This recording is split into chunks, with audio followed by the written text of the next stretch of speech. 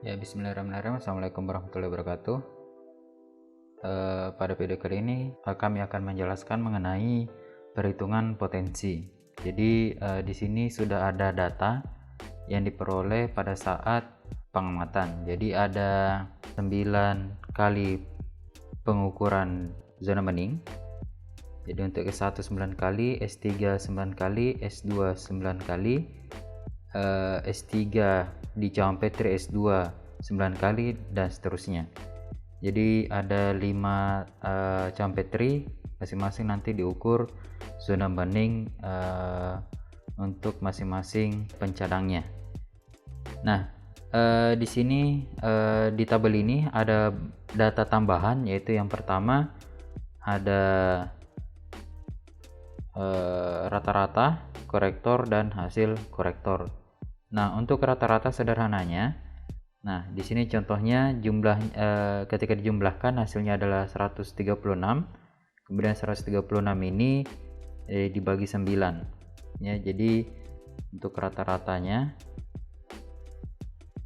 136 dibagi 9, maka hasilnya adalah 15,11. Nah, selanjutnya kita masuk ke korektor. Ya, kita masuk ke korektor. Nah, untuk korektor sendiri rumusnya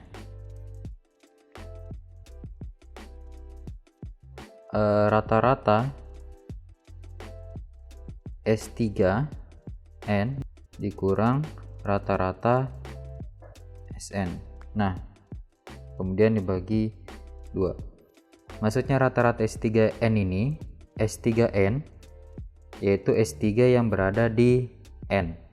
Nah, N-nya ini contohnya di geometri pertama. Jadi S3 yang berada di geometri pertama. Nah, Sn ini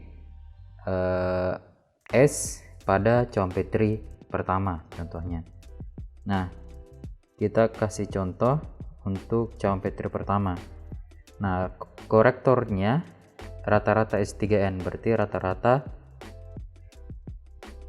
S3 1 dikurang rata-rata S1 dibagi 2. Rata-rata S3 di geometri pertama adalah 21,67. Nah, ini dikurangi dengan rata-rata S1. Hasilnya 15,11. Kemudian dibagi 2.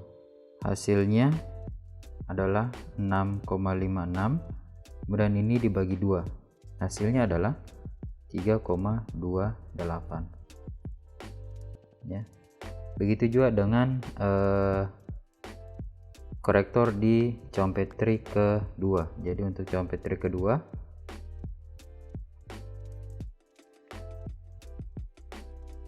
rata-rata S3 2 dikurang rata-rata S2, kemudian dibagi 2. Rata-rata S3 2 21,56 dikurang 10 dibagi 2, maka hasilnya adalah 11,56 dibagi 2, hasilnya 5,78. Kemudian kita masuk ke hasil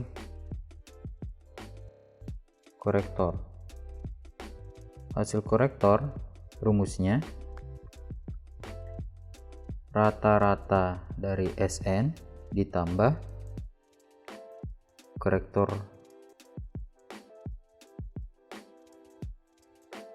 N. Contoh, rata-rata Sn nya adalah geometri pertama, rata-rata S1 nya ditambah korektor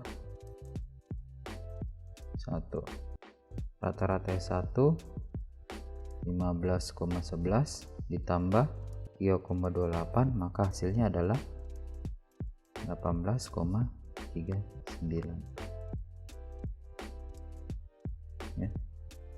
Nah, kasih contoh kembali untuk cawan 2.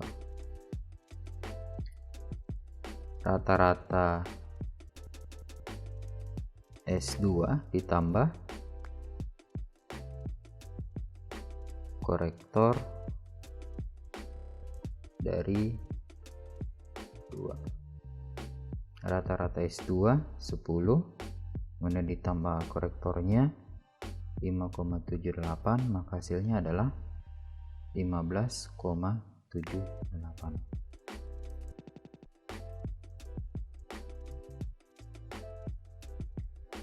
Oke, kita lanjut ke tabel 2.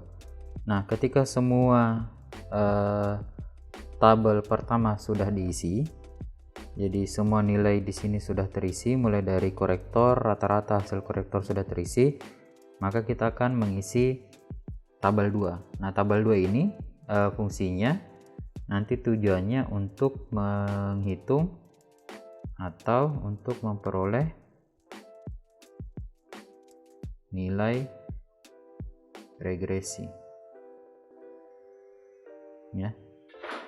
Nah, yang pertama larutan baku. Nah, larutan bakunya sesuai dengan perhitungan di awal. Jadi dosis S1 nya berapa, dosis S2 nya berapa, dosis S3, dosis 4, S5. Nah, S3 kan sudah diperoleh dari farmakope. Nah, sisa S1, S2, S1, S4, dan S5. Nah, ya seperti yang dijelaskan pada asistensi materi, dosis S2 itu untuk naik berarti dia dibagi 1,25. Kalau dia turun dikali 1,25. Nah, itu untuk nilai S-nya. Nah, untuk nilai log S ini diperoleh dari hasil log dosisnya ya. Jadi tinggal dilogkan log 1,6 hasilnya berapa, log 2 hasilnya berapa, log 2,5 hasilnya berapa. Di sini kita contohkan log dari 1,6 hasilnya adalah 0,24, 204, log dari 2 hasilnya 0,301, begitu seterusnya. Nah, untuk diameter zona hambatan sini sudah jelas ya, yang diambil adalah hasil korektornya ya. Untuk S1 untuk S1, S2, S4, dan S5. Nah, untuk S3 ini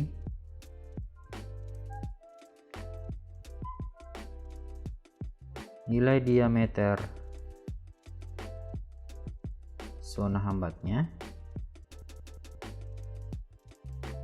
diambil dari penjumlahan semua rata-rata S3 di baku pembanding ya. Jadi di baku pembanding itu kan ada S1, S2, S4, dan S5. Nah, yang diambil adalah rata-rata S3 nya. Jadi yang diambil adalah 21,6, 21,56, 20,56, 24,22. Nah, untuk S3 di sampel itu tidak diambil. Jadi maka diperoleh 21,67 ditambah 21,56 ditambah 20,56 ditambah 24,22. Karena dia rata-rata maka dibagi 4, maka hasilnya adalah 22,03. Nah, sedangkan data yang lain tinggal dilihat kepala tabelnya ya. Untuk X itu X2 tinggal dikuadratkan 0,204 pangkat 2 hasilnya 0,416. Kemudian untuk Y pangkat 2 tinggal dilihat dikuadratkan 18,39 dikuadratkan hasilnya 338,192. Untuk XY tinggal dikalikan antara nilai X dan nilai Y. Oke, karena di awal disampaikan tabel 2 ini untuk memperoleh nilai regresi, maka yang diregresikan adalah nilai dari X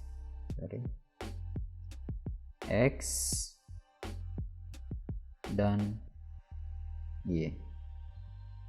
Nah, jika teman-teman mencari nilai regresinya, maka akan diperoleh nilai dari tabel berikut. A-nya adalah 18,9759. Nilai A-nya adalah 18,9759 dan nilai B-nya adalah minus 3,16213. Nah, maka kita akan lanjutkan ke perhitungan untuk mencari nilai potensi ujinya. Nah, untuk rumus potensi uji itu yang pertama dicari adalah Y sama dengan A tambah BX, kemudian YU sama dengan Y tambah U dikurang S3 pada U, kemudian YU A tambah X. Nah, di mana Y di sini adalah diameter hambatan baku, kemudian YU diameter hambatan uji, X adalah log dosis uji, dan U diameter baku S3 pada cawan yang mengandung sampel uji. XU adalah log dosis uji. Nah, yang pertama yang kita cari adalah Y sama dengan A tambah BX. Nah, nilai A-nya sudah diperoleh tadi, yaitu 18,9759 dan nilai B-nya minus 3,16213. Nah, tinggal dimasukkan ke dalam rumus. 18,9759 ditambah min 3,16213 X. Nah, X pada dosis setengah adalah 0,39. Ya. Di sini X-nya pada dosis S3 adalah 0,39. Maka 0,39. Maka Y sama dengan 18,9759 tambah karena plus ketemu minus, sehingga di sini nilainya adalah minus 3,16213 dikali X. X-nya sini 0,39. Jadi Y sama dengan 20,20913. Oke. Kemudian kita mencari nilai memasukkan kembali nilai Y di rumus. YU sama dengan Y tambah U kurang S3U. Nah, nilai Y tadi 20,20913, nilai U itu adalah nilai rata-rata dari U3, kemudian S3U nilai rata-rata dari S3 pada sampel uji. Nah, maka U di sini 10 dikurang S3U 19,9 maka hasilnya adalah 20,20913 ditambah min 9,78. Sini tinggal dikurangi, hasilnya adalah 10,42913.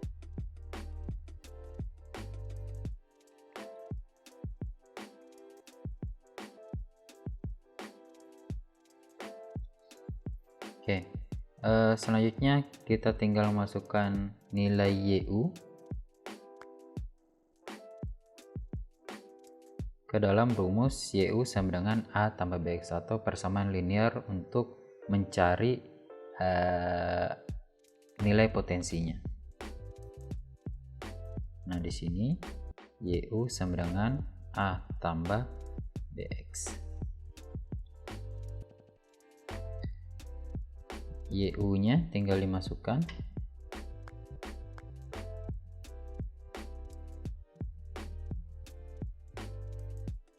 (10,42913).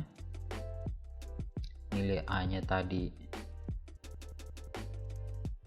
18,9759 dikurang 3,16213 dikali XU, karena XU yang dicari ya. Maka hasilnya adalah XU sama dengan 10,429 dikurang 18,9759 dibagi 3,16213. Maka hasilnya adalah 2,702,852. XU adalah maka diperoleh nilai XU 2,70282. Nah, ingat, XU tadi adalah log, nilai dari log. Maka untuk memperoleh nilai XU-nya, hasilnya tinggal di antilogkan. Nah, 2,70282 di antilogkan, maka diperoleh hasil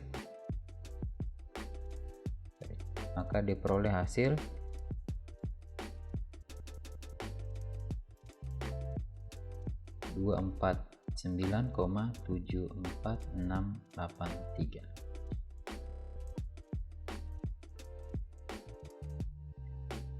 Nah, sampai di sini belum selesai. Nah, untuk mencari nilai potensinya,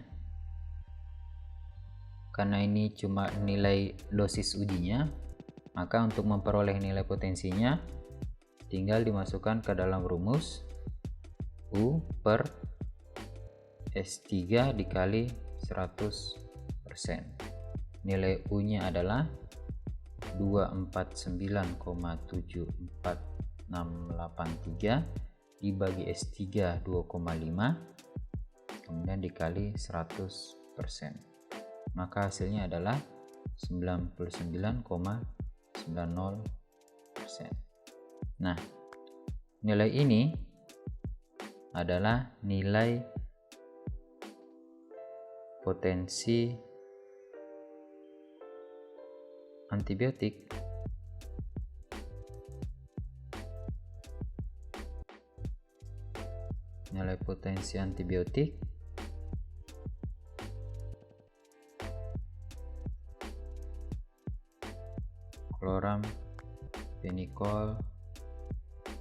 sediaan kloramfenikol yang kita uji ya, nilainya 9,90%. Nah, nilai ini tinggal di bandingkan dengan nilai potensi pada monografi di Pharmacope 5. Di monografi chloramphenicol dikatakan bahwa chloramphenicol mengandung tidak kurang dari 97,0% dan tidak lebih dari 103,0%. Nah, nilai kita adalah 99%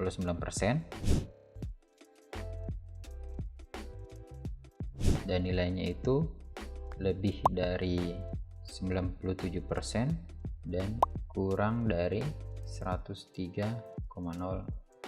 Maka bisa dikatakan bahwa chloramphenicol yang kita uji itu memenuhi syarat berdasarkan Pharmacope edisi 5.